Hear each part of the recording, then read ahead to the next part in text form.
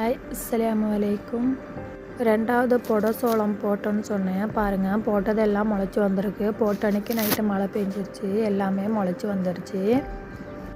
இது என்ன முட்டைன்னு கெஸ் பண்ணி கமெண்ட் பாக்ஸில் சொல்லுங்கள். இது எப்படி கிடச்சிச்சின்னு இந்த வீடியோவில் கடைசியில் சொல்கிறேன். டுடே ஒர்க் என்னென்னா குச்சி கட்டுக்கு உரம் வைக்கிறது. குச்சி நட்டு 6 மாதம் ஆச்சு. இந்த டைமில் ஒரு உரத்தை வச்சு விட்டோம்னா கிழங்கு நல்லா பெருக்கும். அன்றைக்கி நானும் அத்தாவும் போய் உரத்தை வாங்கிட்டு வந்தோம். அதுதான் இப்போ வைக்க போகிறோம்.